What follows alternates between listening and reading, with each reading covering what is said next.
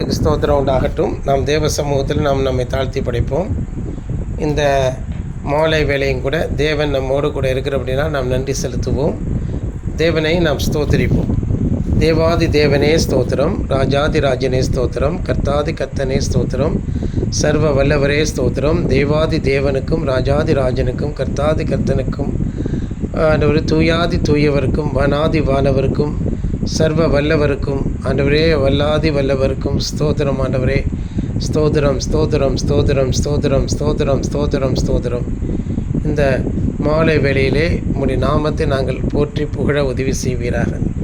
கர்த்தர் அனுக்கிரகம் செய்துள்ளோம், பெரிய காரியத்தை செய்வீராக. நல்ல பாடலை பரத்திலிருந்து தருவீராக. இயேசுவின் நாமத்தில் ஜெபிக்கிறோம் பிதாவே, ஆமீன். இந்த மாலை ஜெபத்தை துவக்கம் முதல் கடைசி வரைக்கும் ஆசீர்வதிப்பீராக. இயேசுவின் நாமத்தில் பிதாவே, ஆமீன்.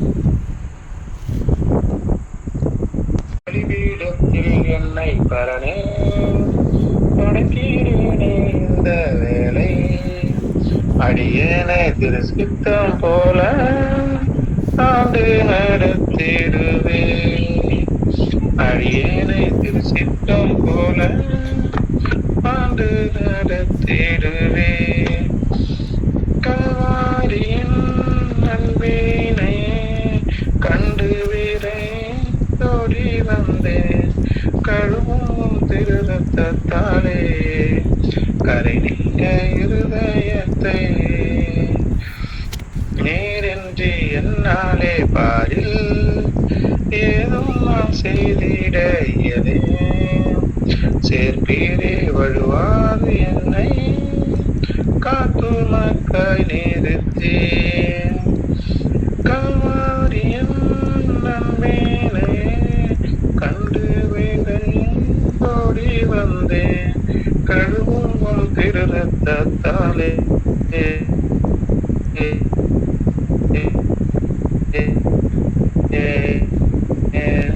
கரை நீங்க இருதயத்தை, ஆவியோர் ஆத்மா சரீரம் அல்லதே ஒன்றும் தந்தேன், ஆலயமாக்கிய எப்போ ஆசீர்வதித்தருளும். கல்வாரியம் நன்மேனே கண்டு வேறே ஓடி வந்தேன், கண்ணும் திருரத்தாலே கரை நீங்க இருதயத்தை, சுயமென்னில் சாம்பலாய் சுத்தாவியே அனல் மூட்டும், ஜெயம் பெற்று மாமி சம்சார தேவாரம் செய்வே. கல்வாரியின் நன்மையினையே கண்டு ஓடி வந்தேன், கழுவும் திருரத்தாலே கரை நீங்க இருதயத்தை, உன்னையும்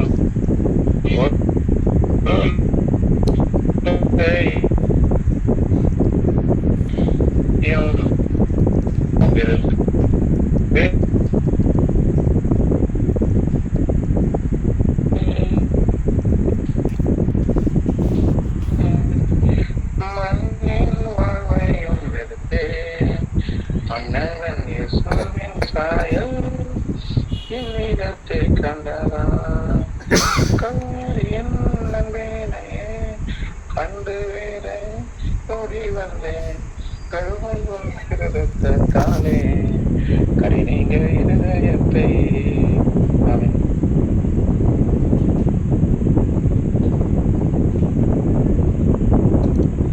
ஆமீன். கர்த்தருடைய பரிசுத்த நாமத்துக்கு ஸ்தோத்திரம் உண்டாகட்டும். இந்த மாலை வேளையிலே நாம் மறுபடியும் தேவன் நம்மை கூட்டி சேர்த்தார். நாம் தேவ சமூகத்தில் மகிழ்ச்சியாக இருப்போம்.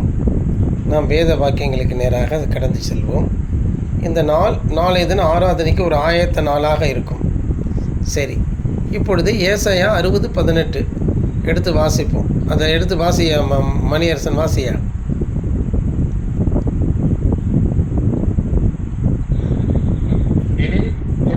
தேசத்திலும் அழிவுநாசமும் எண்ணிக்கையிலும் கேட்கப்பட மாட்டாது. உன் மதில்களை ரட்சிப்பென்றும் உன் வாசல்களை துதி என்றும் சொல்லுவாய். நீதிமொழிகள் 12:28. நீதியின் பாதையிலே ஜீவன் உண்டு, சொந்த பாதையில் மரணம் இல்லை. ஆமென். சரி, ஏசாயா 60:18 இந்த மாதிரி வசனங்களை நம்ம ரொம்ப ஈஸியாலாம் எடுத்துக்கொள்ளக்கூடாது. நல்லா தெரிஞ்சுக்கோங்க. இதை ரொம்ப ரொம்ப நம்ம எளிதாலாம் எடுத்துக்கொள்ளாது. ஒவ்வொரு வாசகங்களுக்கும் ஒரு வியாக்கியானம் உண்டு. ஏன்னா தேவனுடைய ஆவியானவர் தேவனோட ஆவியினால் இது அருளப்பட்டிருக்கு. இதில் சொல்லப்பட்டிருக்கு பார்த்தீங்க, ஆங்கிலத்தில் பார்த்தீங்கன்னா, no longer will violence be heard in your land, no ruin and destruction within borders, but you will call your walls salvation and your gates praise. இது கேஜிவியில் எப்படி இருக்குது அப்படிங்கிறத நம்ம பார்க்கணும். ஏசாயா 60:18 கேஜேவியே போட்டு பார்ப்போம். கேஜேவி தான் ஆத்தரைஸ்டு வெர்ஷனாக நம்மலாம் எடுத்துப்போம். ஆமாம், கேஜேவி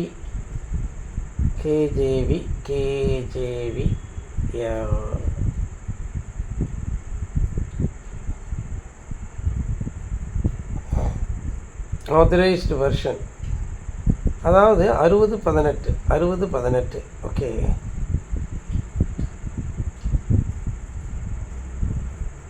ஏசாயா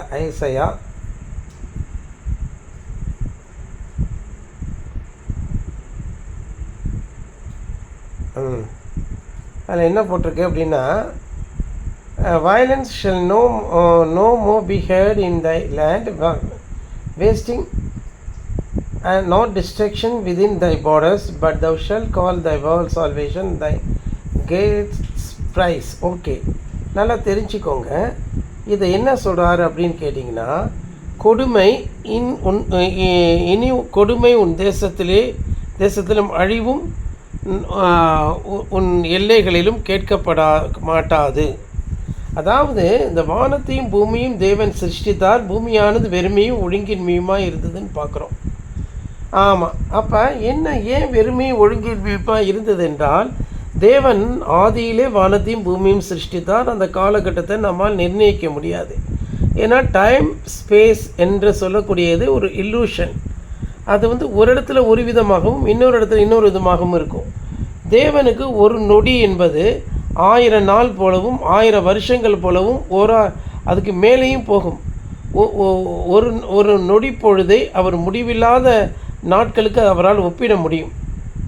ஏனென்றால் அவருடைய நித்தியம் என்பது அது எப்பொழுதுமே இருக்கும்.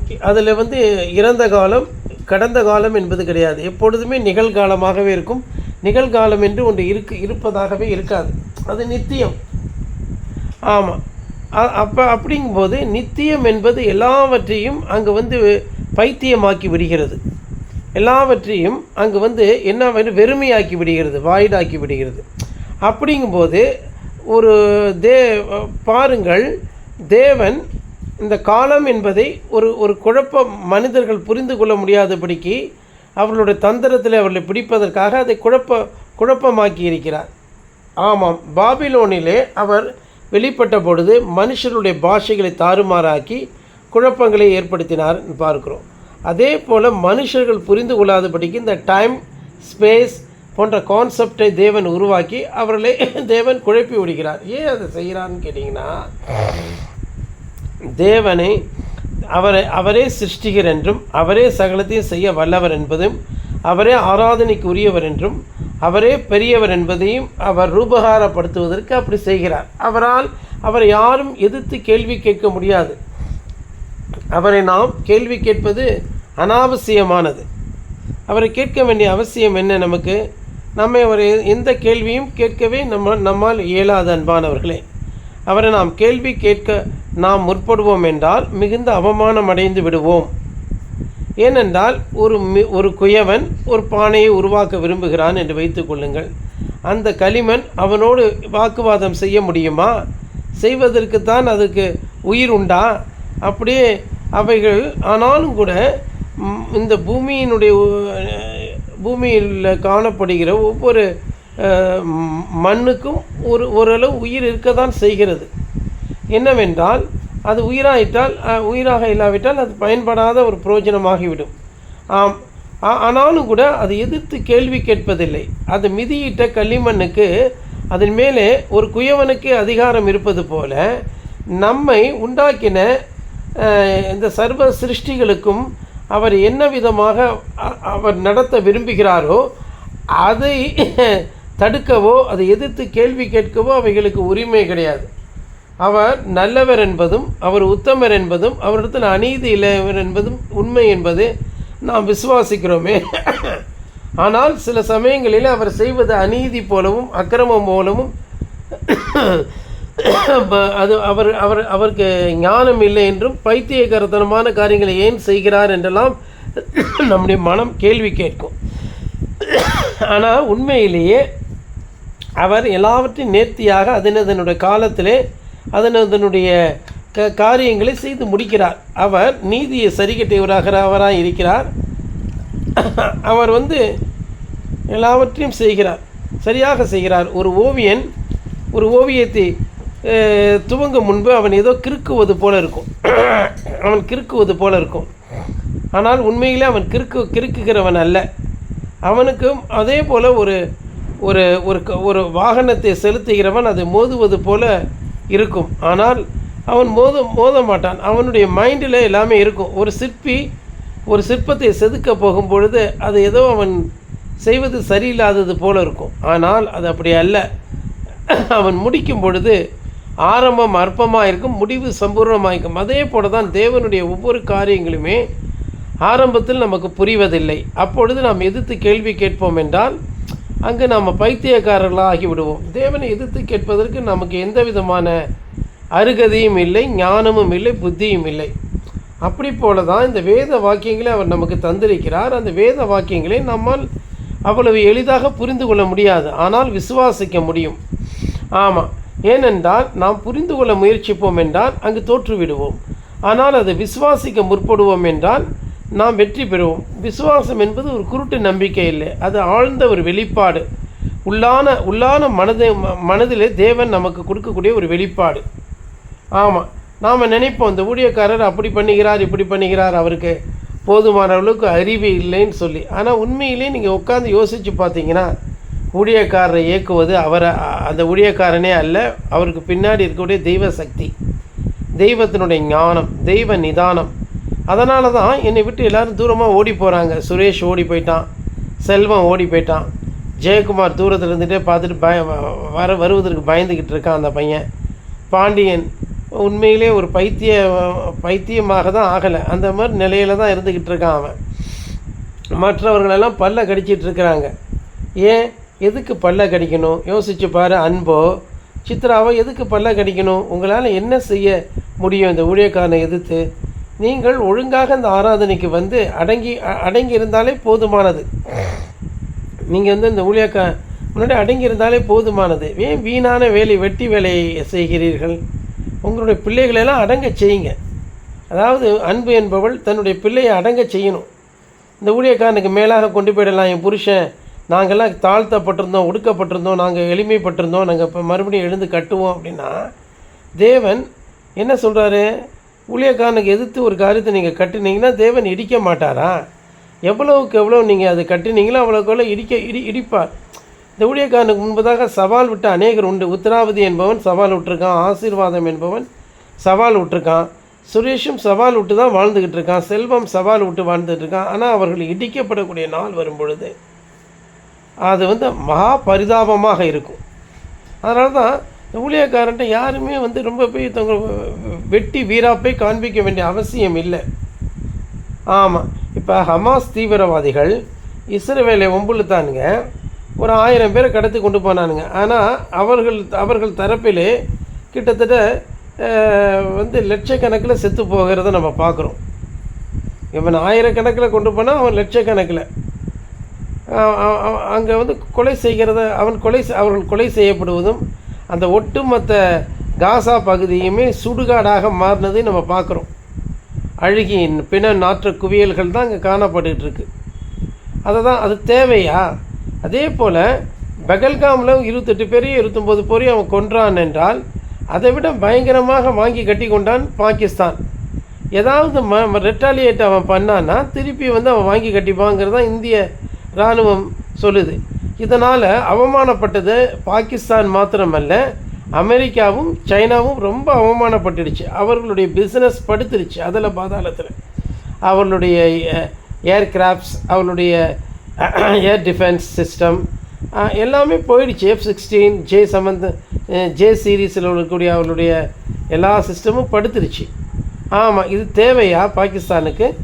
யோசித்து பாருங்கள். இருந்தும் அவர்கள் முண்டுகிறார்கள். நல்லா கவனிங்க. இதெல்லாம் நம்ம பார்க்கும்போது இந்த இடத்துல இந்த வாக்கு தத்தம் நமக்கு எவ்வளோ பாதுகாப்பாக இருக்குது. இனி கொடுமை உன் தேசத்திலும், நம்முடைய இந்திய தேசத்தில் இந்த கொடுமை காணப்படாது என்பது நாம் எடுத்துக்கொண்டாலும், அழிவும் நாசமும் உன் எல்லைகளில் கேட்கப்பட மாட்டாது என்று சொல்லப்பட்டாலும், ஆனாலும் பார்த்தீங்கன்னா அண்டை தேசங்களிலே அது காணப்படுறதை நம்ம பார்க்குறோம். பாகிஸ்தான் எவ்வளவு அது 4 துண்டாக 5 துண்டாக சுக்கு நூறாக உடைவதற்கு பலுச்சிஸ்தான், பலூச் அப்படிங்கிற இன்னொரு, அதாவது அதுக்கப்புறம் அவர்கள் சொல்லுகிற பாகிஸ்தான் ஆக்குபைடு காஷ்மீர், சிந்து மாகாணம், அப்புறம் ஆப்கானிஸ்தானுடைய எல்லைகள் இருக்கக்கூடிய சில பகுதிகள், இவைகளெல்லாம் போயிடும். கராச்சி போர்ட்டும் முற்றிலுமாக என்ன செஞ்சிடும்? கராச்சி போர்ட்டும் முற்றிலுமாக போயிடும். ஆமாம் அன்பானவர்களே, போச்சுன்னா அந்த தேசமே இருக்காது. ஆனாலும் கூட அவர்கள் வம்பிழுத்துட்டு தான் இருக்காங்க. நேபாளும் அப்படி தான் நாசமாகி போய் நிற்கிது, பங்களாதேஷ் நாசமாகி போய் நிற்கிது, ஸ்ரீலங்காவும் அப்படி தான் போய் நிற்கிறத நம்ம பார்க்குறோம். இருந்தாலும் அவர்களுக்கு சில பேலி ஆட்கள் உதவி செய்கிறதுனாலே அவர்கள் இந்த வம்பிழுத்துட்ருக்குறாங்க, நாய் போல் குலைச்சிட்டு இருக்கானுங்க. ஆனாலும் கூட என்னன்னு கேட்டால், நம்முடைய தேசத்தில் கொடுமை காணப்படாது. ஆனால் இது வெறும் தேசமாக எடுத்துக்கொள்ளாமல், தேசம் என்று சொல்லும் பொழுது பரிசுத்த ஆவிங்கிற ஒரு dominion, it's a God's kingdom. உம்முடைய ராஜ்யம் வருவதாக என்று நாம் ஜெபிக்கிறோம் இல்லையா மத்தேயு 6.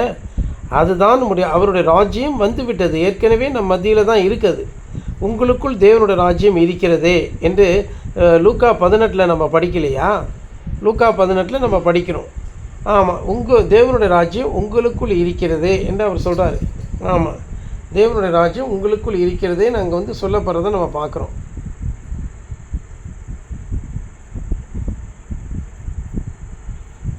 தேவனுடைய ராஜ்யம் பிரத்யட்சமாய் வராது, தேவனுடைய ராஜ்யம் உங்களுக்குள் இருக்கிறதே என்று சொல்லப்பட்டிருக்கூடிய அந்த காரியத்தை, அந்த வசனத்தை எங்கே இருக்கிறது என்று எடுத்து சொல்லு.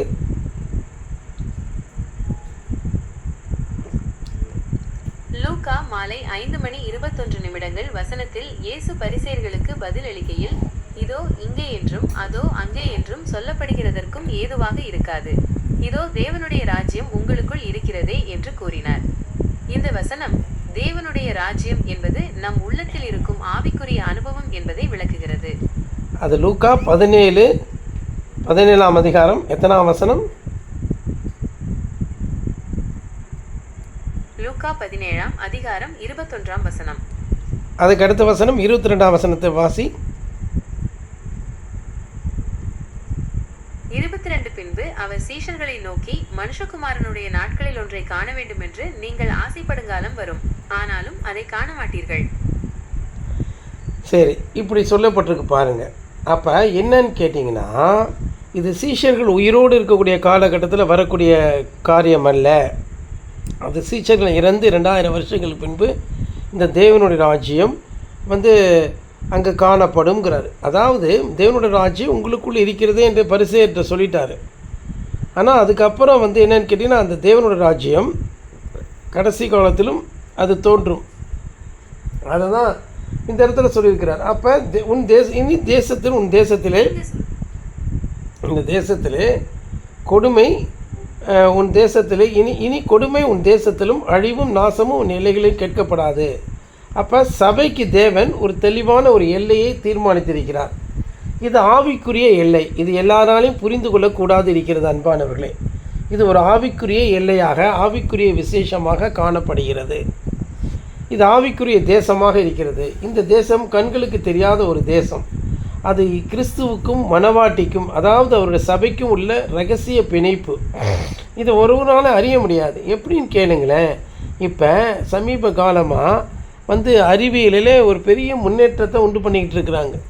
அது ஆச்சரியமான ஒரு விளைவுகளை ஏற்படுத்திகிட்ருக்கு. கிளாசிக்கல் ஃபிசிக்ஸ், அதாவது பாரம்பரிய இயற்பியல், பாரம்பரிய இயற்பியல். அப்புறமா என்னன்னு கேட்டிங்கன்னா, இன்னொன்று வந்து மாடர்ன் ஃபிசிக்ஸ், அதாவது மாடர்னா குவாண்டம் ஃபிசிக்ஸ். அதை எடுத்துக்கிட்டிங்கன்னா அதில் பயங்கரமான ஆராய்ச்சிகள் நடந்துகிட்ருக்கு. இப்போ 3 பேருக்கு அதனால் நோபல் பரிசு கொடுத்துருக்குறாங்க. இப்போ சமீபத்தில் 2 நாளைக்கு முன்னாடி தான் அறிவித்தாங்க. அவங்களுடைய படைப்பு பெருசாக இருக்கிறது. இது என்ன விதமான புரட்சியை ஏற்படுத்தும் என்று சொல்லுமானால், இப்பொழுது இருக்கக்கூடிய கம்ப்யூட்டிங் என்று சொல்லக்கூடியதை விட அது எண்ணவே முடியாத அளவிற்கு அவர்கள் பெரிய ஒரு புரட்சியை அவர்கள் செய்வதற்காக குவாண்டம் கம்ப்யூட்டிங் என்று சொல்லுகிறார்கள். உதாரணமாக அதை உங்களுக்கு புரிய வைக்கணும்னு கேட்டிங்கன்னா, ஒரு பந்தை எடுத்து ஒரு சுவர் மேலே நம்ம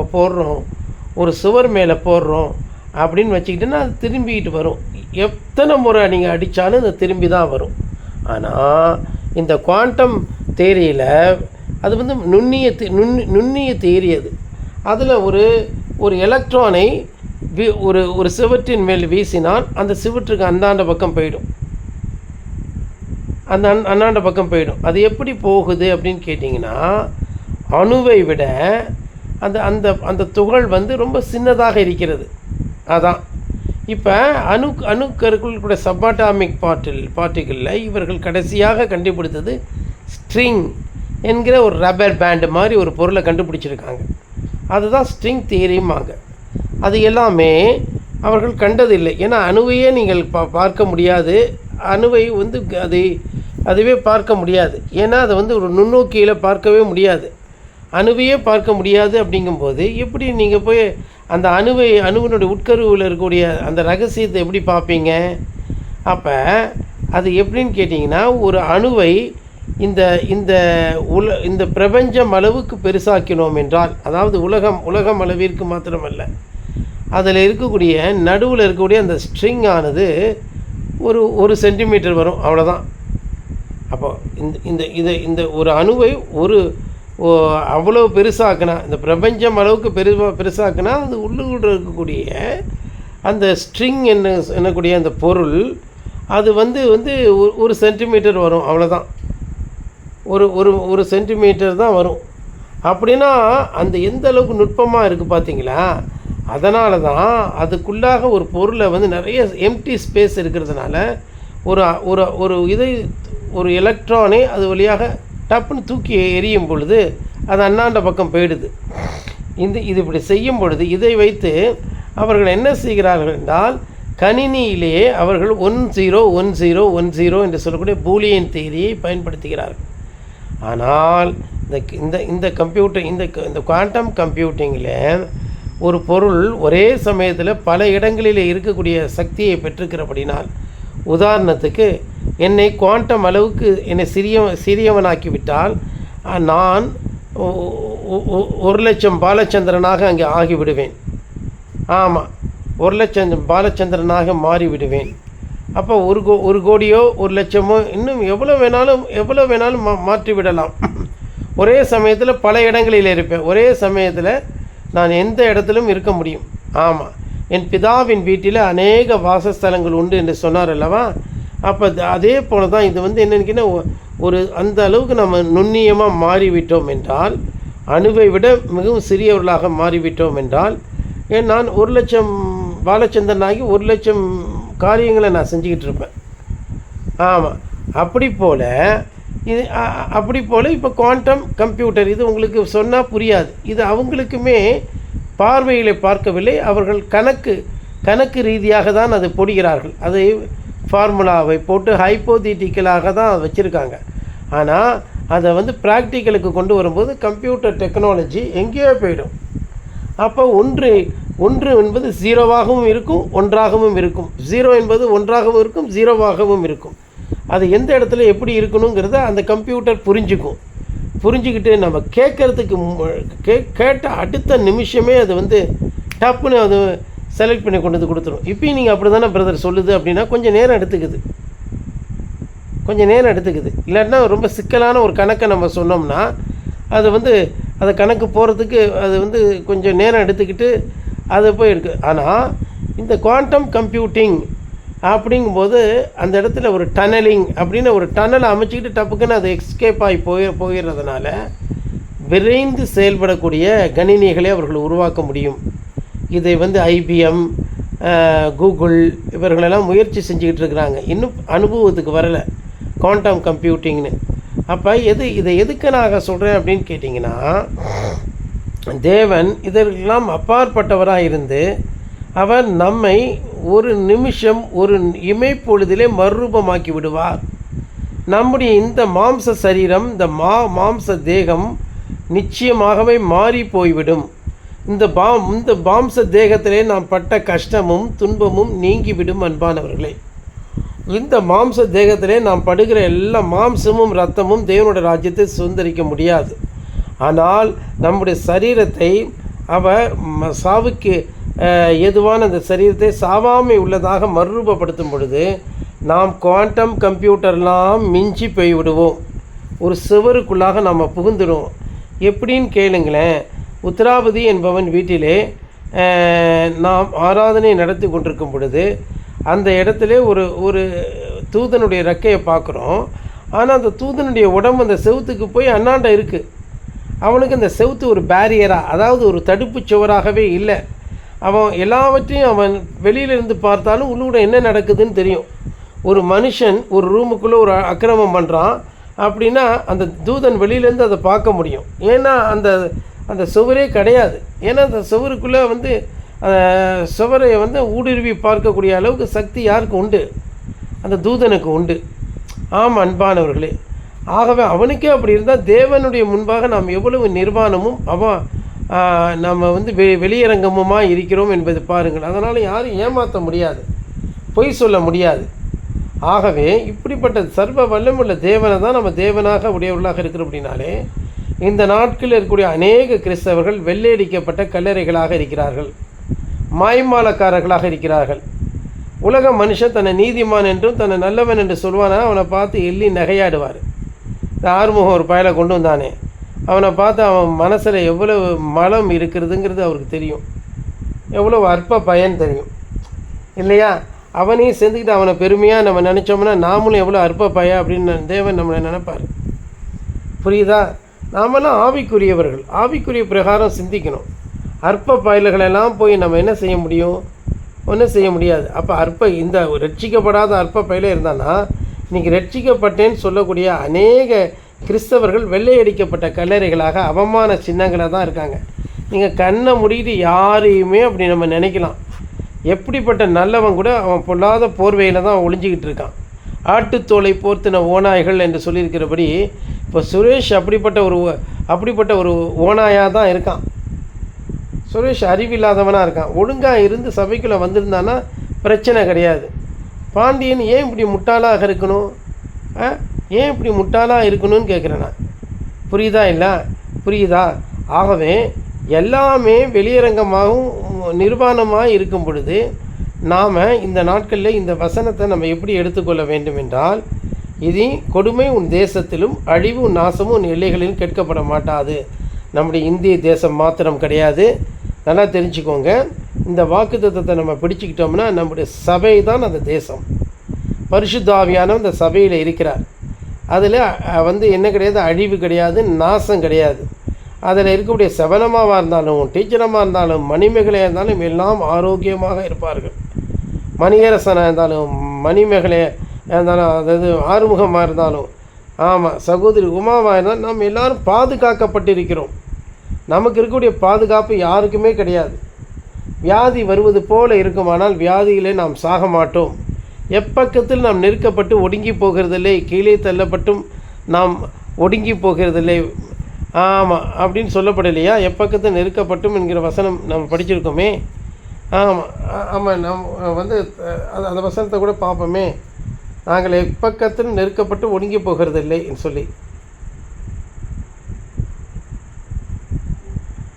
நாங்கள் எப்பக்கத்திலும் நெருக்கப்பட்டும் ஒடுங்கி போகிறதில்லை என்கிற வசனத்தை முழுமையாக வாசித்து காண்பி அது எங்கே இருக்கிறது? அது பழைய அதாவது பரிசுத்த வேதாகமம் பழைய மொழிபெயர்ப்பிலிருந்து எடுத்து படி. நாங்கள் எப்பக்கத்திலும் நெருக்கப்பட்டு ஒடுங்கி போகிறதில்லை என்று சொல்லி அந்த வசனத்தை படித்து காண்பி. நான் இப்ப வாசிக்கிறேன். 2 கொரிந்தியர் 4 முதல் 8-9 வசனங்கள். நாங்கள் எப்பக்கத்திலும் நெருக்கப்பட்டும் ஒடுங்கி போகிறதில்லை, கலக்கமடைந்தும் மனமுறிவடைகிறதில்லை, துன்பப்படுத்தப்பட்டும் கைவிடப்படுகிறதில்லை, கீழே தள்ளப்பட்டும் மடிந்து போகிறதில்லை. இந்த வசனம் நமக்கு கஷ்டங்கள் வரும்போது பாருங்க, தேவன் எவ்வளவு அழகாக இந்த மாதிரி காரியத்தை சொல்கிறார். நம்மளை ஒன்றுமே செய்ய முடியாதுங்க, எதுவுமே நம்மளை சேதப்படுத்தாது. இன்னொரு இடத்துல சொல்லப்பட்டிருக்கு பாருங்க, விசுவாசிக்கிறவெல்லாம் நடக்கும் அடையாளங்கள் யாவன. மார்க்கில் சொல்லியிருக்க அந்த வசனத்தை பழைய மொழிபெயர்ப்பிலிருந்து பரிசுத்த வேதாகமத்திலிருந்து எடுத்துக்கொடு.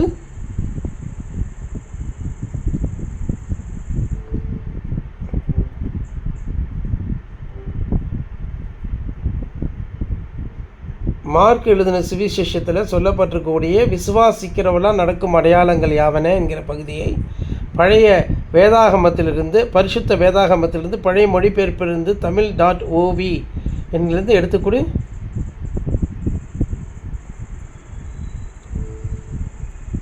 மார்க்கு மாலை 4:17 -18 வசனங்களில் விசுவாசிக்கிறவர்களால் நடக்கும் அடையாளங்கள் பற்றி சொல்லப்பட்டிருக்கு. அவங்க இயேசுவின் நாமத்தினாலே பிசாசுகளை துரத்துவார்கள், புதுமொழிகளை பேசுவார்கள், பாம்புகளை கையில் எடுப்பார்கள், சாவுக்கேதுவான எதை குடித்தாலும் அவங்களுக்கு சேதம் வராது, வியாதியஸ்தர்கள் மேல் கைகளை வைக்கும்போது அவங்க குணமாவாங்கன்னு சொல்லப்பட்டிருக்கு. Very good. சரி, அது பழைய மொழிபெயர்ப்பிலிருந்து கொடுக்காட்டி எவ்வளோ அற்புதமாக தான் நமக்கு புரிகிற மொழியில் தான் இருக்குது. பாருங்களேன், இப்படிப்பட்ட ஒரு மேன்மையை நாம் சாவுக்கு ஏதுவான அந்த சரீரத்திலேருந்து நாம் சாவாமை உள்ளவர்களாக நாம் மாற்றப்படுவோம். ஆம் அன்பானவர்களே, ஆகவே நாம் கண்ணுக்கு தெரியாத இந்த மாம்ச சரீரத்திலிருந்து நாம் விடுதலையாகி ஆவிக்குரியவர்களாக நாம் திகழ்வோம். நம்முடைய சரீரம் மறுபடியும் இளமையை பெற்றிருக்கும். பாவமான அந்த எண்ணங்கள் நமக்குள் வரவே முடியாது. ஏனென்றால் நாம் மறுபடியும் பிறந்திருப்போம். உள்ளான மனுஷனுக்குள் தேவன், அங்கு உள்ளான தேவனுடைய விதை விதைக்கப்பட்டு அங்கே மனுஷகுமாரன் கிறிஸ்து நமக்குள் உருவாகி இருப்பார். ஆம் அன்பானவர்களே, பிசாசு நம்மை கண்டு அஞ்சுவான். ஆகவே நம்ம வாழ்க்கையில் கொடுமை நம் வாழ்க்கையில் இனி இருக்காது என்பதை நாம் இந்த வாக்குத்தத்தங்களை பிடித்து கொண்டு நாம் செய்ய வேண்டும். அன்பானவர்களே, அதை செய்யணும். இனி கொடுமை உன் தேசத்திலும் அழிவும் நாசமும் உன் எல்லைகளிலும் கேட்கப்பட மாட்டாது. உன் மதில்களை ரட்சிப்பென்றும் உன் வாசல்களை துதி என்றும் சொல்வாய். நாம் நிறைய துதிக்கிறோம். துதிக்கும் பொழுது என்னன்னு கேட்டிங்கன்னா அது வாசலாக அமைகிறது. ஆமாம், நாம் ரட்சிக்கப்படுகிறோம், அது நமக்கு மதிலாக அமைகிறது. இந்த மதிலையும் இந்த வாசலையும் மற்றவர்கள் கண்டுபிடிக்க முடியாது. வாசல்களில் துதியோடும் பிரகாரத்தில் மகிழ்ச்சியோடும் இருப்போம் நாம் சொல்லி பிரவேசிப்போம் சொல்லியிருக்கு இல்லையா? ஆம் அன்பானவர்களை, ரட்சிப்பையே அரணான ஒரு பட்டணம் உண்டு, ரட்சிப்பையே அதுக்கு மதிலாக வைத்திருக்கிறான்னு சொல்லி ஒரு வசனம் இருக்கும். அரணான பட்டணம் நமக்கு உண்டு, பலனான நமக்கு நகரம் உண்டு, ரட்சிப்பையே அதன் மதில் என்று சொல்லியிருக்கிற வசனம் எங்கே இருக்கிறது? பழைய மொழிபெயர்ப்பிலிருந்து பரிசுத்த வேதாகமத்திலிருந்து எடுத்து கொடுக்க வேண்டும்.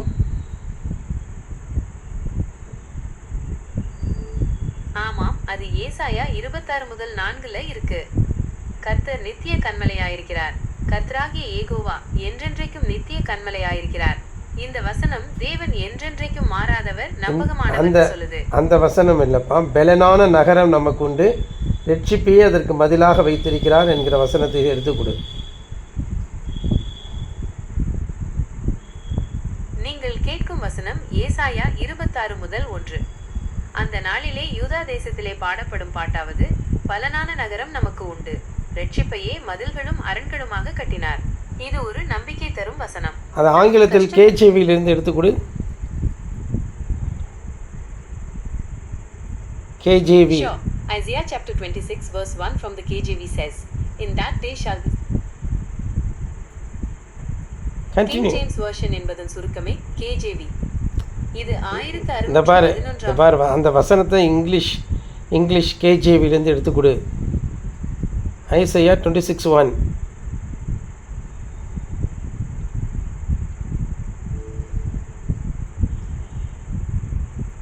சரியாக சொன்னீர்கள். ஏசாயா 26:1. வேறு ஏதாவது வசனங்களை நான் வாசிக்க வேண்டுமா? அது ஆங்கிலத்தில் KJV-யிலிருந்து வாசித்து காண்பி.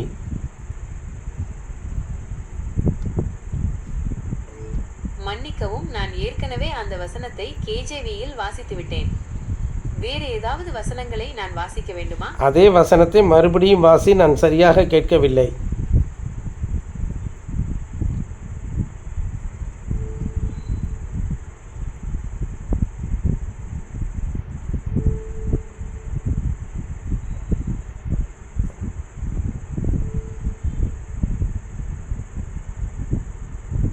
Isaiah 26:1. It should be read in KJV version.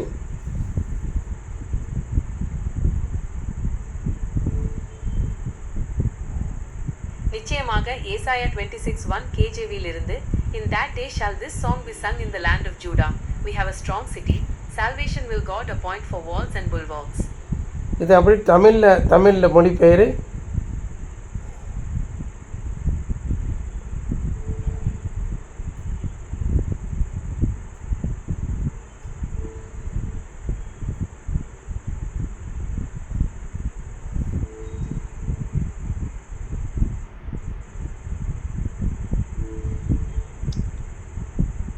தமிழில் மொழிபெயர்த்து தான்.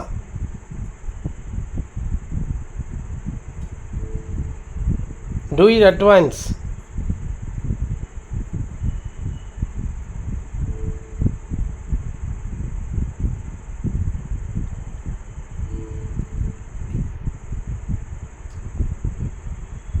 சரி, அதாவது பலனான நகரம் சொல்லுது, ஆனால் பெலனான நகரம், அதனால தான் இங்கிலீஷில் படிக்க சொல்லி தமிழில் மொழிபெயர்க்க சொன்னேன். ஆமாம், பலனான நகரம் இல்லை. நிச்சயமாக ஏசாயா 26:1 அந்த நாளிலே யூதா தேசத்திலே பாடப்படும் பாட்டாவது, பலனான நகரம் நமக்கு உண்டு, இரட்சிப்பையே மதில்களும் அரண்களுமாக கட்டினார்.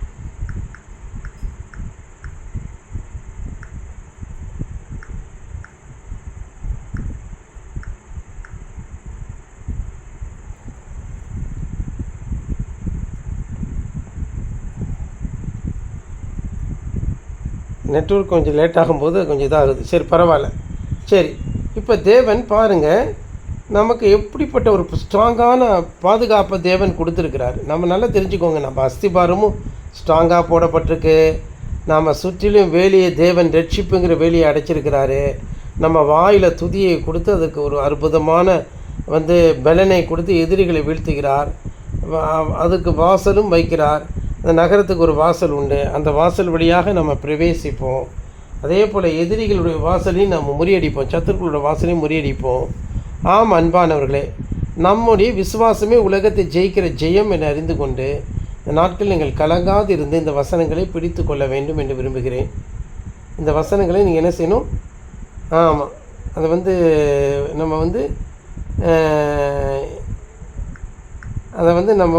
நம்ம புரிந்து கொள்ள வேண்டும்.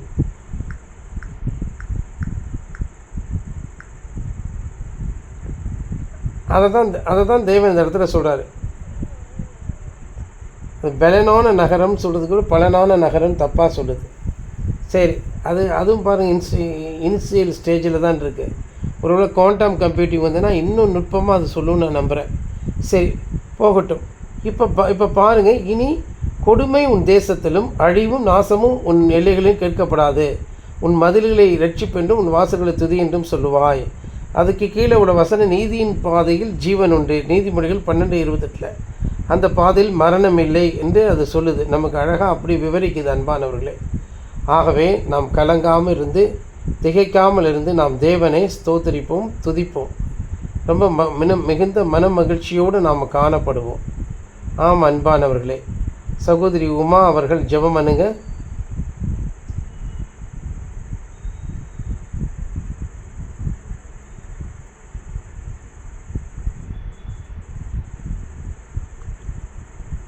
லைனில் இருக்கீங்களா சிஸ்டர்? சரி சரி, ஆரம்பம். நீ ஜெபம் பண்ணியா?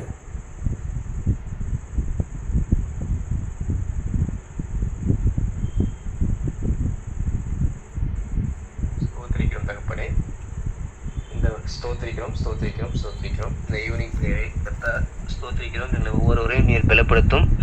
பலப்படுத்தி ஆண்டவரே ஸ்தோத்திரிக்கிறோம். எங்களுக்கு இந்த வேளையிலே ஆண்டவரே ஸ்தோத்திரிக்கிறோம். பலத்திலிருந்து நீர் எங்களை ஒத்தாசை அனுப்பி நீர் உங்களுடைய தாசனை கொண்டு நீர் உரைத்த உங்களுடைய வசனத்தை நாங்கள் ஆண்டவரே ஸ்தோத்திரிக்கிறோம். விசுவாசித்து அதன் பிரகாரம் நடக்க கர்த்தர் அனுகிரகம் செய்வீராக. எங்களுடைய இருதயம் கலங்காதிருந்து ஒவ்வொரு நாளும் நீர் எங்களை சுத்திகரித்து எங்களை நீர் பலப்படுத்துகிறீர். அப்பா ஸ்தோத்திரிக்கிறோம். உங்களுடைய இரக்கமும் உங்களுடைய கிருபையும் நம்பி நாங்கள் நன்மை செய்வோமாக. எங்கள் சபையின் ஒவ்வொரு ஆத்துமாக்களும் நீர் சோர்ந்து போகாமல் விடாதிரும்.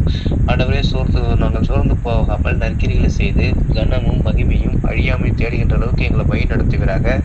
அப்பா ஸ்தோத்திரிக்கிறோம் ஸ்தோத்திரிக்கிறோம் ஸ்தோத்திரிக்கிறோம். நாங்கள் வெளிச்சத்தை காண வேண்டும். அந்த வெளிச்சமானது தேவனாய் கர்த்தர். அப்பா ஸ்தோத்திரிக்கிறோம். உண்மையை நம்பி நாங்கள் ஆண்டவரே ஸ்தோத்திரிக்கிறோம். சமூகத்திலே மனப்பூர்வமும் பரிசுத்த அலங்காரமாய் உங்களுடைய வார்த்தைக்கு நாங்கள் கீழ்ப்படிவோமாக. அப்பா ஸ்தோத்திரிக்கிறோம். செய்தி கேட்கிற ஒவ்வொரு சகோதரர்களும் பலப்படுத்துவீராக.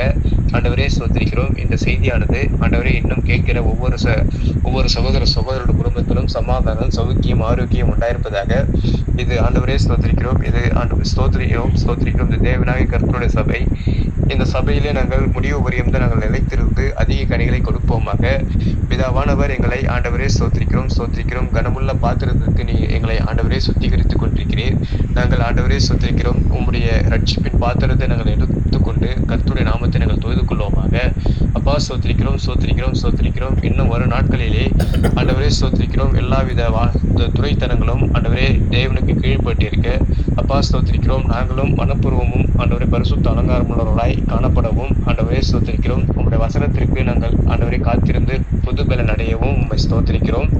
செய்தி கொடுத்து உங்களுடைய தாசனை நீர் ஆண்டவரே போக்கிய வரத்தையும் ஒவ்வொரு நிமிஷமும் பாதுகாத்தரலும் ஆண்டவரே ஸ்தோத்திரிக்கிறோம். சகோதர ஆண்டவரே ஊழியர்களோட குடும்பத்தார் எல்லோரும் ஆஸ்வதிக்கப்படட்டும், ரட்சிக்கப்படட்டும். ஆண்டவரே எண்ணி முடியாத ஆண்டவரே ஸ்தோத்திரிக்கிறோம். பெரிய காரியங்களையும் அதிசயங்களும் செய்கிற கர்த்தர் ஆண்டவரே ஸ்தோத்திரிக்கிறோம். சகோதரிகள் எல்லோரும் வாழ்த்தப்பட்டிருக்கட்டும், ஆசீர்வதிக்கப்பட்டிருக்கட்டும், வீடு கட்டி முடிக்கட்டும். அப்பா ஸ்தோத்திரிக்கிறோம். எங்கள் சபையின் ஒவ்வொரு ஆத்துமாக்களும் ஆண்டவரே ஸ்தோத்திரிக்கிறோம். நாங்கள் ஞாயிற்றுக்கிழமை ஆராதனைகளை நாங்கள் ஆண்டவரே ஸ்தோத்திரிக்கிறோம். எல்லோரும் ஒருமித்து உங்களுடைய நாமத்தை நாங்கள் போற்றுகிற அளவுக்கு வழி நடத்துவீராக. அப்பா ஸ்தோத்திரிக்கிறோம். ஒவ்வொரு நாளையும் எங்களை ஆசீர்வதித்திருக்கிறோம். இயேசுவின் நாமத்தினால் பிதாவே, ஆமென். ஆமேன். உமா சிஸ்டர் லைன்ல இல்லையா?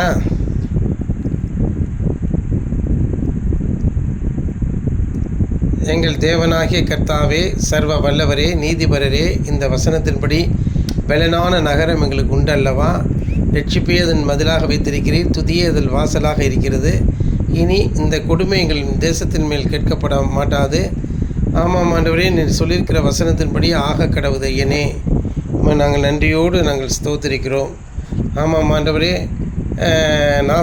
நாசமும் நிலைகளில் கேட்கப்படாது என்று சொல்லியிருக்கிறபடியே நாங்கள் மிகுந்த தைரியமாக இருக்கிறோம். நிச்சயமாக தேசங்கள் ராஜ்யங்கள் தத்தளித்து கொண்டிருக்கிறது. ஆனால் எங்கள் தேசத்திலோ நீர் எங்களை எவ்வளோ சமாதானமாக வைத்திருக்கிறீர் ஆண்டவரே. மிடில் ஈஸ்டிலே அது மிகுந்த ஆண்டவரே யுத்தம் வெடித்திருக்கிறது ஆண்டவரே. அண்டை தேசங்களிலே எவ்வளோ கோபங்கள்லாம் ஏறெடுக்கப்படுகிறது. இந்த நேரத்திலே கர்த்தாவே நீர் கிரியை செய்வீராக. எங்கள் தேசமானது பாதுகாக்கப்படட்டும். எங்கள் தேசம் மிகுந்த சமாதானம் உள்ளதாகவே இருக்கட்டும். எங்கள் தேசத்தை ஆட்சி செய்கிறவர்களை நீர் ஆதரித்தரலும். பொல்லாதவர்களை, குறிப்பாக திமுக அவனை சேர்ந்த சகாக்கள், இந்த திருமாவளவன் போன்றவர்களெல்லாம் இதோடு அவர்களுடைய கதை முடிந்து விடட்டும். அவர்கள் பூமியில் இருந்த எண்ணத்திற்கு கர்த்தாவே பூமிக்கு பாரமாயும் பூமிக்கு துஷ்டத்தனம் பண்ணுகிறவருமாக இருக்கிறார்கள். துன்மார்க்கன் இரான் என்று சொல்லியிருக்கிறபடி அவர்களை ஒழித்து கட்டுவீராக. யா ஸ்தோத்திரம்.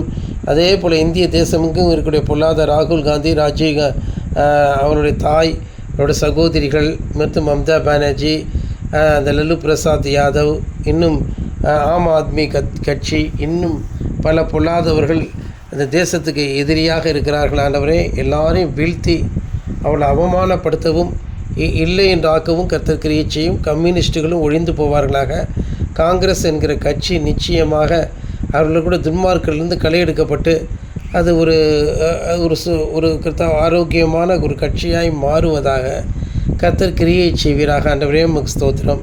இப்படியாக தேசத்திலே பாதுகாப்பை தருவீராக. தேசம் எங்கும் சுற்றிலும் வேலியடையும். இந்த தேசத்துக்கு விரோதமாக இருக்கக்கூடிய எல்லா விதமான சதிகள், சைபர் சதிகள், பொருளாதார சதிகள், எல்லா சதிகளையும் நீர் ஒழித்து கட்ட வேண்டும் என்று நான் செபிக்கிறேன். ஆண்டவரே, எல்லா விதமான யுத்தங்களிலும் எதிரிகளை வீழ்த்துவீராக. இந்த தேசத்தை பகைக்கிற எல்லாம் ஒழிந்து போகட்டும். அவருடைய தேசங்கள் சுக்குநூறாக உடையட்டும். சைனாவும் பாகிஸ்தானும் பங்களாதேஷும் இப்படியாக கர்த்தாவே முற்றிலுமாக சுக்குநூறாக உடையவும் இன்னும் மற்ற தேசங்களெல்லாம் அடங்கி ஒடுங்கி விடவும் இந்தியாவோட ஒப்புரவாகிவிட உதவி செய்யும். இஸ்ரவேலுக்கு சமாதானம் உண்டாகட்டும். எல்லாவற்றுக்கும் மேலாக இந்த நாட்களிலே உண்மையான எழுப்புதல் இந்த தேசத்திலே உண்டாகும்படிக்கு நாங்கள் செபிக்கிறோம். கிழக்கிலிருந்து மேற்கு வரைக்கும் பிரகாசிக்கத்தக்கதாக கர்த்தாவே, இந்த குவாண்டம் ஃபிசிக்ஸே இவ்வளவு விசேஷமாக இருக்குமானால் ஆவிக்குரியவன் எவ்வளவு காற்றை போல இருப்பான் என்று சொன்னீர். அவனுக்கு புரியும் வண்ணமாக சொன்னீர். இந்த காற்றை விட அதுவரை நுட்பமான ஒரு காரியங்கள் இந்த பூமியில் இருப்பதாக அவர்கள் சொல்கிறார்கள். ஆனால் அதை விட எங்களை எவ்வளவு நுட்பமாக மாற்ற வல்லவராக இருக்கிறீர். ஹல்லேலூயா, ஸ்தோத்திரம். ஆண்டவரே, இது தமிழர்கள் கூட சித்தர்களை சொந்த அனிமா, கரிமா, லகிமா என்றெல்லாம் சொல்லுகிறார்கள். ஆண்டவரே, காய சித்தி என்று சொல்லுகிறார்கள். இதெல்லாம் முறியடிக்கத்தக்கதாக எங்கள் தேவனாகிய எல்லாவற்றுக்கும் சர்வ வல்லவர் எவ்வளவு அதிகமாக எங்களை ஆண்டவரை காற்றை போல மாற்றி ஆண்டவரை எங்கேயும் கொண்டு செல்ல வல்லவராக இருக்கிறீர். இதோ சுவிசேஷம் உலகமெங்கும் எங்கள் மூலமாய் பரவ வேண்டும். நாங்கள் படித்த வேத வாக்கியங்களின்படி எங்களை ஒன்றும் சேதப்படுத்தக்கூடாது. விசுவாசிக்கிறவர்கள் நடக்கும் அடையாளங்கள், ஆண்டவர் ஆவிக்குரிய வரங்கள், கனிகள், தாளந்துகள் இப்படியாக நாங்கள் பலுகி பெருகி மேன்மையடைய வேண்டும். இந்த தேசமானது, இந்த ஆவிக்குரிய தேசம் விரிவடைய வேண்டும். வடக்கும் தெற்கும் கிழக்கும் மேற்கும் எத்திசையும் மேலும் கீழும் எல்லா திசைகளிலும் இது பரவி பெருக வேண்டும். ஆண்டவரே, ஸ்தோத்திரம். இந்த நாம மகிமைப்படட்டும். பூமி எங்கும் சமாதானம் அடையட்டும். தேவனே, உடைய வருகைக்கு எங்களை ஆயத்தப்படுத்தும். இயேசு கிறிஸ்துவின் ரத்தம் ஜெயம், இயேசு கிறிஸ்துவின் ரத்தம் ஜெயம், இயேசு கிறிஸ்துவின் ரத்தமே ஜெயம் என்று சொல்லுகிறோம். இந்நாளை தினம் ஆராதனையிலே கர்த்தர் மகிமையாக மகத்துவமாக வந்து இறங்கி கிரியை செய்வீராக. அற்புதம் செய்யும். எல்லாரும் ஓடோடி வரட்டும். இப்படி ஓங்கிய புயத்தினால் அழைத்து கொண்டு வருவீராக. வியாக்கியானம் நினைக்கிறவர்கள், எதிர் பேசுகிறவர்கள் எல்லாரையும் முறியடித்து ஆண்டவரே, ஒப்புரவாக வேண்டியவர்கள் ஒப்புரவாகவும், முறியடிக்கப்பட வேண்டியவர்கள் முறியடிக்கப்படவும், மிகுந்த வெட்கத்தை அவர்களுக்கு உடுத்து வைக்கத்தக்கதாக கர்த்தர் கிரியை செய்யும். வெள்ளையடிக்கப்பட்ட கல்லறைகள் எல்லாம் ஆண்டவர் அவமானம் அடையட்டும். அவர்களுடைய அசுத்தங்கள், நிர்வாணங்கள், வேஷங்கள் எல்லாம் கலையட்டும். கர்த்தர் அப்படியே கிரியை செய்வீராக. இயேசுவே, கர்த்தர் பெரிய காரியத்தை செய்து நல்ல நாமத்தை மகிமைப்படுத்திக் கொள்ளும். எல்லாருடைய சபையாருடைய வறுமை, தரித்திரம், வியாதி, பலகீனங்கள் எல்லாம் இந்த வாக்குத்தத்தத்தின்படி ஆண்டவரே சுகமும் ஆரோக்கியமும் பலனும் என் நன்மையும் மேன்மையும் கிருபையும் உண்டாகட்டும். ஒருவரும் பூட்டக்கூடாதபடிக்கு திறப்பிறாக. நாளை தினம் ஆராதனைக்கு யாரும் வரக்கூடாதபடிக்கு பிசாசு தடைபட வேண்டாம். வேலையோ வீட்டில் இருக்கிற சூழ்நிலைகளோ மனுஷர்களோ தடை பண்ண வேண்டாம். ஓடி கதறி கொண்டு ஆண்டவரை ஓடி வரத்தக்கதாக கர்த்தர் கிரியை செய்வீராக. அற்புதம் செய்யும். தேவ நாமம் மகிமைப்படட்டும். நல்ல காரியங்கள் நடக்கட்டும். பிள்ளைகள் தலையெடுக்கட்டும். சபை தலையெடுக்கட்டும். வழியில் நதியில் குடிப்பார், சபை தலையெடுப்பான்னு சொல்லிக்கிறபடி ஆகட்டும். கன மகிமை துதி எடுத்துக்கொள்ளும். இயேசுவின் நாமத்தில் ஜெபிக்கிறோம் பிதாவே, ஆமென். பாதத்தில் விழுந்து பணிந்து கொள்கிறோம். கர்த்தர் தாமே நம் ஜெபத்தை கட்டிவிட நன்றியோடு ஸ்தோத்திரிப்போம். ஸ்தோத்திரம், ஸ்தோத்திரம், ஸ்தோத்திரம், ஸ்தோத்திரம். இயேசுவின் நாமத்தில் ஜெபிக்கிறோம் பிதாவே, ஆமென். Praise the Lord.